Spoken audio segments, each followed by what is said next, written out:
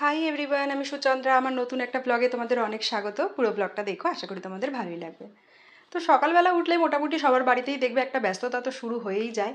Office কাচারি, school, college, বাচ্চাদের সবার যার বাড়িতে যেমন ব্যস্ততা থাকে। তো এখন চিন্নির স্কুল থাকে বলে আমাদেরও সকালবেলাটা বেশ ব্যস্ততাতেই কাটে। তো উঠেই এখন গরম পড়েছে। ও বছরে সারা বছর কোনো সময় এই ডিটক্স না খেলেও গরমে এই 3-4 মাস আমি খাবো, আর চেষ্টা করি প্রায় দিনই খাওয়ার। তো সকালবেলা উঠেই না চিনির খাবার বানানোর পরে আমার এই একটা কাজ থাকে যে এটাকে রেডি করে রাখি।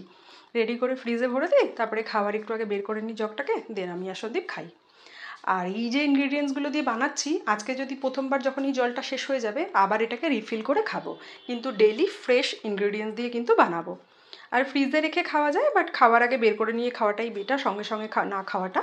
কারণ কি বলতো, ঠান্ডা গরমে মানে সর্দি কাশি হয়ে যেতে পারে। তো তারপরে চিনি রানিকে খাইয়ে দাইয়ে জামাকাপড় চেঞ্জ করে সব কিছু করে স্কুল পাঠিয়ে দিচ্ছি সন্দীপের সাথে। আজকে ম্যাডামের লিফটে দেখো ফ্রেন্ডের সাথে দেখা হয়েছে, সেম লিফটে যাচ্ছে হানি। তো তারপরে না রান্না করব হচ্ছে সজনে ডাঁটা দিয়ে মুসুরির ডাল। খুব বেশি পাতলাও না, খুব বেশি ঘন না, এরকমভাবেই করছি। আর সজনে ডাঁটা তো এই সময় খাওয়াটা দরকার, তো এখন প্রত্যেক সপ্তাহেই চেষ্টা করছি যাতে একদিন সজনে ডাঁটাটা আমাদের ঘরে রান্না হয়। সেটা ডালে হোক বা তরকারি হিসেবে। তরকারিতে কেন দিচ্ছি না বলো তো, এখানকার সজনে ডাঁটা না খুব মোটা মোটা, সরু সজনে ডাঁটা দেখিইনি এখানে আমি। তো ওই কারণে আমি ভাবি ওইটা মানে ডালে দিয়েই খেয়ে নেওয়াটা, খেতে হয়, খেয়ে নেওয়াটা ওটাই বেস্ট। তাই জন্য তবে একদিন আমি শুক্তো রান্না করবো, সেদিন ওই শুক্তোর তরকারিতে দিয়ে খাবো। তো তারপরে আমাদের দুজনের ব্রেকফাস্ট পিনাট বাটার স্যান্ডউইচ, আর আমি অলরেডি তোমার গ্রিন টিটা বানিয়ে রেখেছিলাম, ওটাই নিয়ে নিলাম। তার সাথে চলো তোমাদের সাথে কিছু শেয়ার করি। হাই এভরিওয়ান, আমি সুচন্দ্রা, তোমাদের সাথে চলেছি আরও একটা নতুন প্রোডাক্ট, আয়ুর্বেদিক প্রোডাক্টের রিভিউ শেয়ার করতে। আই হোপ এটা তোমাদের খুব হেল্প করবে। আমি আমার ব্লগে বলো বা মেসেঞ্জারে বলো প্রচুর কমেন্টস পাই, মেসেজ পাই যে হেয়ার ফল রিলেটেড আরও অনেক রকম সমস্যা নিয়ে। তো ভাবলাম আমি যেটা করছি ফলো, সেটা যদি তোমাদের সাথে শেয়ার করে তোমাদের কারো হেল্প হয় তাহলে আমারও খুব ভালো লাগবে। তো আজ শেয়ার করবো তোমাদের সাথে নেচার শিওরের এই কালঞ্জি হেয়ার অয়েলটা। এটা হচ্ছে 100% pure and cold pressed. Even এটা clinically tested and dermatology tested. এটাকে আমরা কালঞ্জি তো জানি, কালঞ্জি মানেই হচ্ছে কালো জিরে, আমরা বাংলায় বলে থাকি, হিন্দিতে কালো জি বলে। আর এর আরেকটা নাম হলো নাইজেলা স্যাটিভা।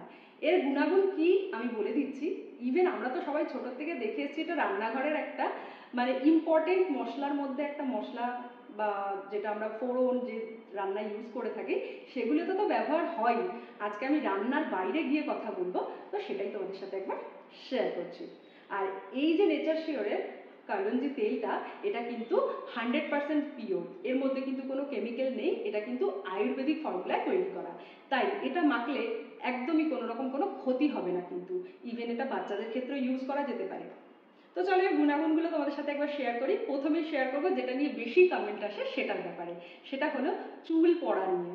আমরা যারা মা হয়েছি সদ্য বা আফটার পোস্টপার্টাম, আমাদের কিন্তু খুব বড় একটা প্রবলেম হয় হেয়ার ফল। সবার, ইভেন আমিও তার মধ্যে ইনক্লুডিং, আমি আর তার বাইরে কোথা থেকে যাই বলো। তো আমারও প্রচণ্ড হেয়ার ফল হতো। ইভেন আমার এটা নিয়ে একটা ডিপ্রেশনও হচ্ছিল যে সব হেয়ার ফল হয়ে যাচ্ছে কেন।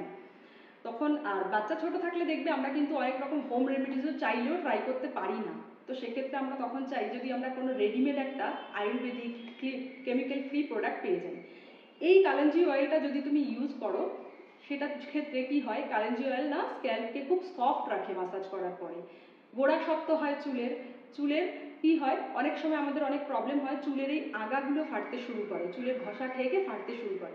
বাট আমরা যদি এই হেয়ার অয়েলটা ইউজ করি, কালেঞ্জি মানে যে হেয়ার অয়েলটা আছে, তাহলে কিন্তু আমাদের চুলের গোড়াটা ফাটা বন্ধ হবে, চুলের গোড়া আগা ফাটা বন্ধ হবে, গোড়া শক্ত থাকবে। তাহলে কি হলো, আমাদের হেয়ার ফল কিন্তু বন্ধ হয়ে গেল। এছাড়া কালঞ্জি অয়েল যদি আমরা মাথায় লাগাই না, আমাদের কিন্তু ঘুমের খুব মানে ঘুমটা খুব ভালো হয় আর কি। বিকজ এটা কোল্ড প্রেসড অ্যান্ড এর অনেক রকম গুণাগুণ রয়েছে, যেটাতে আমাদের ঘুমটা কিন্তু খুব ভালো হবে, খুব রিল্যাক্স লাগে। তো বলে দিলাম চুলের কথা। এইবার সারপ্রাইজিংলি তোমরা জানলে খুব অবাক হয়ে যাবে, চুলের বাইরেও কিন্তু কালঞ্জি অয়েল বা কালো জিরা আমাদের খুব বেশি হেল্প করে আরও অনেক জিনিসে। সেটা হলো 1 নম্বর, যাদের জয়েন্টে জয়েন্টে পেন আছে। এখন তো এটা খুব কমন ব্যাপার, মোটামুটি জীবনের 25 বছর 30 বছর পেরিয়ে গেলেই জয়েন্টে পেনটা আমরা সবাই নিজেদের জীবনের সাথে জড়িয়ে ফেলেছি। জয়েন্টে পেনে কিন্তু এটা আরাম দেবে। মেটাবলিজম রেট কন্ট্রোল করে, আইসাইট ইমপ্রুভ করে। যাদের ব্রিদিং ইস্যু আছে তারা যদি এই অয়েলটা মাসাজ করে, তাদের কিন্তু ব্রিদিং ইস্যু কমবে। পিরিয়ডসে অনেক ক্রাম্পস হয়, পিরিয়ডসে পেটে ব্যথা হয়, এটা অয়েল মাসাজ করলে কিন্তু পিরিয়ডসের পেইনটাও অনেক কমে যাবে। আমাদের অ্যাকনে হয়, পিম্পলস হয়, কালেঞ্জি অয়েল কিন্তু সেটার জন্য খুব হেল্পফুল। তারপরে যেটা আমি তোমাদেরকে বলবো সেটা হচ্ছে এই যে কালেঞ্জি অয়েলটা, এটা যদি আমরা যারা ল্যাকটিং মাদার আছেন, কালো জিরা দেখবে ডাক্তাররা বলেই যখন ডেলিভারি হয় বা আমাদের যখন চেক আপ থাকে, যে সমস্ত মায়েদের দুধ কম হয় বা হচ্ছে, ধরো ঠিকঠাকই হচ্ছে, সেটা যেন কন্টিনিউ থাকে, তার জন্য কিন্তু খাবারে অনেক জিনিস ইনক্লুড করতে বলে, তার মধ্যে কালেঞ্জি কিন্তু একটা খুব ইম্পর্টেন্ট জিনিস থাকে। কালো জিরাতে কি হয়, ব্রেস্ট মিল্ক ইনক্রিজ হয়, তো সেটা একটা খুব বড় মানে আমাদের মাদের জন্য একটা অনেক বড় হেল্প হয় কিন্তু। আর এই কালেঞ্জি অয়েলটা কিন্তু আমরা যে খালি বডিতে লোকালি ইউজ করতে পারবো তা না, এমন একটা অয়েল যেটাতে আমরা মাল্টিপল ওয়েতে ইউজ করতে পারবো। এটা আমরা ওরালিও কনজিউম করতে পারবো, কেউ যদি মনে হয় এটা খেতে চাইছে সে কিন্তু এটা খেতেও পারবে। খাওয়া ছাড়াও সারা বডিতে বললাম, জয়েন্ট পেন, পিরিয়ডসের ব্যথা, acne, pimple, eyesight, breathing, metabolism, hair massage, সমস্ত কিছু কিন্তু খুবই হেল্প করে। আর এই নেচার শিওরের কালেঞ্জি অয়েল যেটা আছে, এটার আমি লিঙ্কটা আমার কমেন্ট বক্সে পোস্ট করে দেব, ঠিক আছে?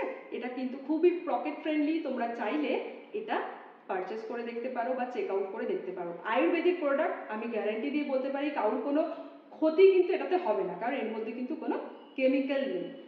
আশা করি তোমাদের ভিডিওটা দেখে খুব হেল্প হবে। চলো আজকের মতন এটাই শেষ করছি, এরপরে আবার নতুন কোনো প্রোডাক্ট নিয়ে চলে আসবো।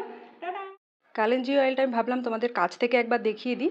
প্যাকেটের গায়েও কিন্তু এর গুণাগুণ সমস্ত কিছুই মেনশন করা আছে, even clinically tested, dermatology tested, 100% pure and cold pressed kalonji তেল এই নেচার শিওরের তেলটি। কোনো রকম কোনো ক্ষতি হবে না। এছাড়া যত রকম গুণাগুণ আছে সব কিন্তু প্যাকেটের গায়েও দেওয়া আছে। একবার টাইম করে একটু পড়ে নিতে পারো, সাইটটা চেক আউট করে নিতে পারো, আর বেস্ট পার্ট পকেট ফ্রেন্ডলি কিন্তু। তো আয়ুর্বেদিক প্রোডাক্ট তো সবসময় খুব ভালো হয়, পিওর হয়, কেমিক্যাল ফ্রি হয়, যেগুলোতে কোনো হার্ম হয় না মানুষের। ইভেন আমি নিজেও অনেক দিন ব্যবহার করার পরেই রিভিউ দিলাম। প্রত্যেক কটাই আমি যে কটারই যা ব্যবহার করি সেগুলো আমি আগে নিজে ব্যবহার করে নিই, তারপরেই আর কি রিভিউ দিই। আর এই প্রমোশনাল ভিডিওগুলো যেদিন যেটা দেখছো সেটা ভাববে না একদমই দিনের ভিডিও, কারণ এখানে আমাকে ক্লাব করতে হয়। ধরো কোনো দিন আগে ভিডিও শ্যুট করে রাখলাম, যখন দরকার হয় তখন অন্য ব্লগের মাঝখানে এটাকে অ্যাড করে নিতে হয়। ইভেন সবাই এইভাবেই করে থাকে, খুব কম দিনে শ্যুট হয়। তো তারপরে মিক্স ভেজ রান্না করবো বলে তো সব কাটা ধোয়াই ছিল, ওটাকে ঢাকা দিয়ে ভেজে নিলাম, দেন মিক্স ভেজ রেডি করে ফেললাম। সন্দীপ না একটু বেরিয়েছিল, তো ভেবেছিল যে ওর আসতে দেরি হবে, তো হাতে 15 মিনিট সময় আছে, আমি তাই জামা টামা পরে রেডি হয়ে গেছি। এবার আমি একটু ডিটক্স ওয়াটারটা খাবো, খেয়ে আমি দেখবো আর 5 মিনিট, যদি সন্দীপ না আসে তাহলে আমি চিনিকে আনতে চলে যাব। তো যেই ভাবা সেই কাজ, আমি জানো তো জলটা বসে বসে খাচ্ছিলাম, আর ঠিক ওই সময়ই সন্দীপ চলে এসছে, তো আমাকে আর যেতে হয়নি। একদিকে ভালো হয়েছে, আমাকে আর রোদ্দুরের মধ্যে বেরোতে হয়নি। তো ওই জন্য ভালো, ঠিক আছে সন্দীপ যখন চলে এসছে ওই গিয়ে নিয়ে আসুক, আমি একটুখানি অন্যান্য কাজ আছে সেগুলো করতে থাকি। তো চিনি আর সন্দীপ যখন স্কুটি নিয়ে নিচে থেকে ঢোকে না, আমি আওয়াজটা বুঝতে পারি যে চলে এসছে, তো ওই সময়টা আমি লেবু বা অন্য কোনো ফল দিতে হলে সেগুলোকে কেটে টেটে রেডি করতে থাকি। তো কালকেও দুটো মুসুম্বি লেবু খেয়েছে।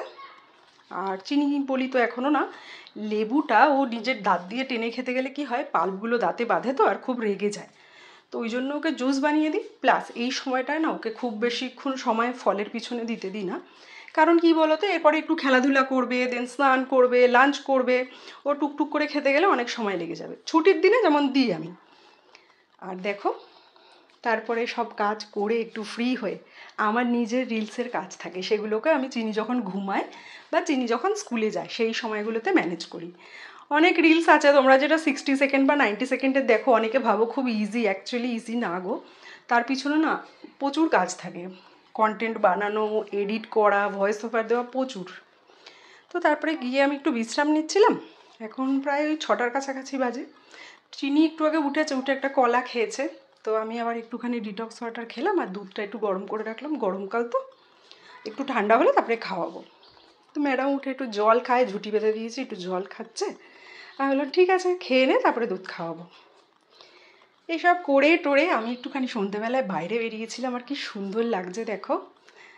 আর ব্লগটাও আজকে এখানেই শেষ করব, বেশি বড় করব না। আবার কালকে নতুন ব্লগে দেখা হবে, সবাই খুব ভালো থেকো, টাটা।